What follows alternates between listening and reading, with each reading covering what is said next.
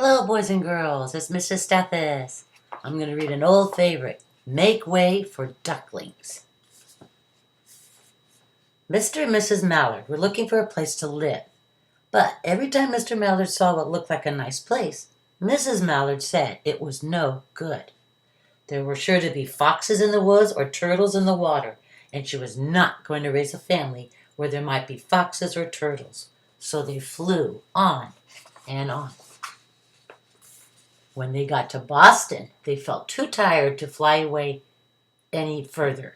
There was a nice pond in the public garden with a little island on it. The very place to spend the night, quacked Mr. Mallard, so down they flapped. An island is land surrounded by water. Next morning, they fished for their breakfast in the mud at the bottom of the pond, but they didn't find much.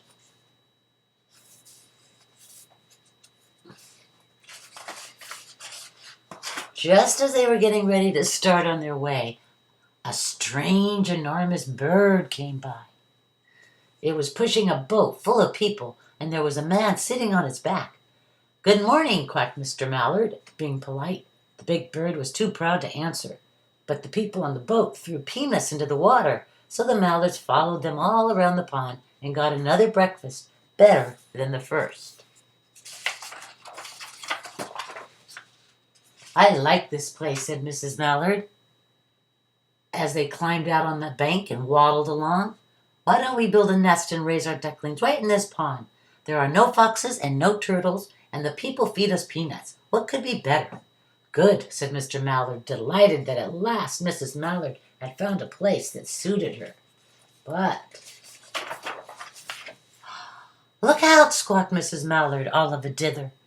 "You'll get run over." And when she caught her breath, she added, "This is no place for babies with all these horrid things rushing about. We'll have to look somewhere else."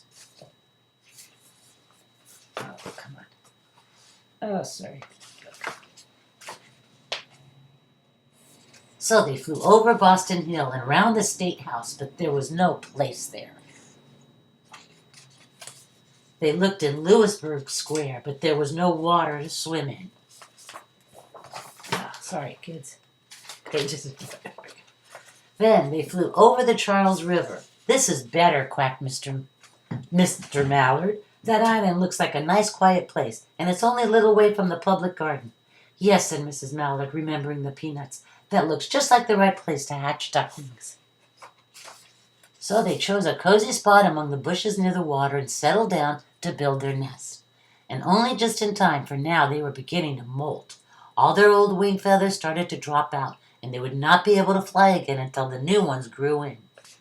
Cozy means snug and comfortable. But of course they could swim, and one day they swam over to the park on the riverbank, and there they met a policeman called Michael. Michael fed them peanuts, and after that the Mallards called on Michael every day.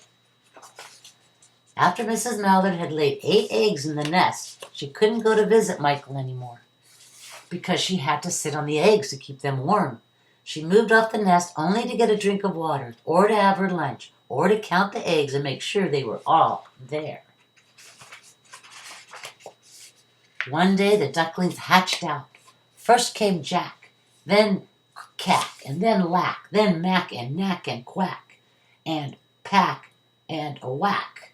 Mr. and Mrs. Mallard were bursting with pride. It was a great responsibility taking care of so many ducklings, and it kept them very busy. One day, Mr. Mallard decided he'd like to take a trip to see what the rest of the river was like further on. So off he set. "I'll meet you in a week in the public garden," he quacked over her shoulder. "Take good care of the ducklings." "Don't you worry," said Mrs. Mallard. "I know all about bringing up children." And she did. She taught them how to swim and dive.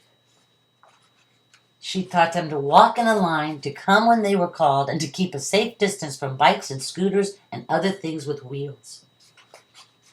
When at last she felt perfectly satisfied with them, she said one morning, "Come along, children, follow me." Before you could wink an eyelash, Jack, Cack, Lack, Mack, Knack, Whack, Pack, and Quack fell into line just as they had been taught. Mrs. Mallard led the way into the water, and they swam behind her to the opposite bank. There they waded ashore and waddled along till they came to the highway. Oh no, Mrs. Mallard stepped out to cross the road. Honk, honk went the horns on the speeding cars. Quack went Mrs. Mallard as she tumbled back again. Quack, quack, quack, quack went Jack, Cack, Lack, Mack, Knack, Whack, Pack, and Quack, just as loud as their little quackers could quack. The cars kept speeding by and honking, and Mrs. Mallard and the ducklings kept right on quack, quack, quacking. They made such a noise that Michael came running, waving his arms and blowing his whistle. He planted himself in the center of the road, raised one hand to stop the traffic, and then beckoned with the other, the way policemen do, for Mrs. Mallard to cross over. As soon as Mrs. Mallard and the ducklings were safe on the other side and on their way down Mount Vernon Street, Michael rushed back to his police booth. He called Clancy at headquarters and said, "There's a family of ducks walking down the street." Clancy said, "Family of what? Ducks?" yelled Michael. "Send a police car, quick." Meanwhile, Mrs. Mallard had reached the corner bookshop and turned into Charles Street with Jack, Cack, Lack, Mack, Knack, Whack, Pack, and Quack all marching in line behind her. Everyone stared. An old lady from Bacon Hill said, "Isn't it amazing?" And the man who swept the street said, "Well, now ain't that nice?" And when Mrs. Mallard heard them, she was so proud, she tipped her nose in the air and walked along with an extra swing in her waddle. When they came to the corner of Beacon Street, there was the police car with 4 policemen that Clancy had sent from headquarters. The policemen held back the traffic so Mrs. Mallard and the ducklings could march across the street, right on into the public garden. Inside the gate, they all turned around to say thank you to the policeman. The policeman smiled and waved goodbye. When they reached the pond and swam across to the little island, there was Mr. Mallard waiting for them, just as he had promised. The ducklings liked the new island so much that they decided to live there. All day long they follow the swan boats and eat peanuts. And when night falls, they swim to their little island and go to sleep. Thank you, boys and girls. Have a great day. Any recommendations, please reply in the comments. Bye.